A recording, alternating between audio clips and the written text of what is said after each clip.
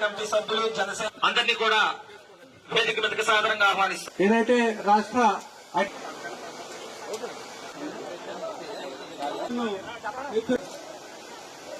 వెళ్తాం, దిండిలో ఫంక్షన్ ఉంది, దిండి కాడికి వెళ్తాం.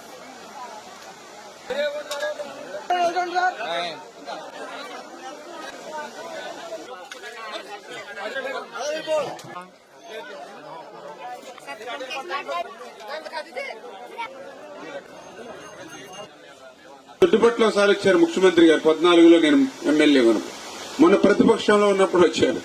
అంటే ఇట్లా పనిచేసేటువంటి ముఖ్యమంత్రి చంద్రబాబు నాయుడు మీకు కష్టం వస్తే పరిగెత్తుకొని వచ్చాడు. ఇంత లోతు బురదలో నడిచి తిరిగారు లక్ష్మీపాలెం. అంటే పనిచేసేటువంటి ప్రభుత్వాన్ని ఆలోచించండి, దయవుంచి ఇవన్నీ అర్థం చేసుకోండి. రేపు మళ్లీ కళ్ళబొల్లి మాటలు చెప్పేటువంటి వాళ్ళు వస్తారు మీ దగ్గరికి, అబద్దాలు అసత్యాలు చెప్పేవాళ్ళు వస్తారు మీ దగ్గరికి.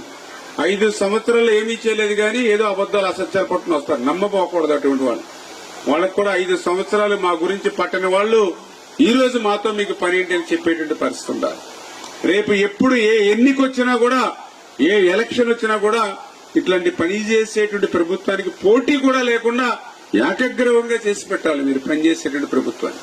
అప్పుడు మాకు కూడా ఇంకా అభిమానం పెరుగుతుంది. అరే పోటీ లేకుండా మన తెలుగుదేశం, జనసేన, బీజేపీ కూటమి ప్రభుత్వాన్ని ఏకగ్రీవంగా గంగరపాలెం వాళ్ళు ఎలక్ట్ చేశారు, గంగరపాలెం రుణం తెచ్చుకోవాలని మాకు కూడా ఇంకా అభిమానం పెరుగుతుంది, ఇంకా పనిచేయాలనే కసి పెరుగుతుంది. అంచేత ఆ రకంగా పనిచేసేటువంటి ఈ కూటమి ప్రభుత్వాన్ని మీరు ఆశీర్వదించాలి. భవిష్యత్తులో కూడా మీ యొక్క గంగరపాలెం గ్రామం రుణం తీర్చుకునేటువంటి విధంగా నేను కూడా ఇంకా బాగా పనిచేస్తానని చెప్పి మీ ద్వారా అందరికి కూడా తెలియజేసుకుంటూ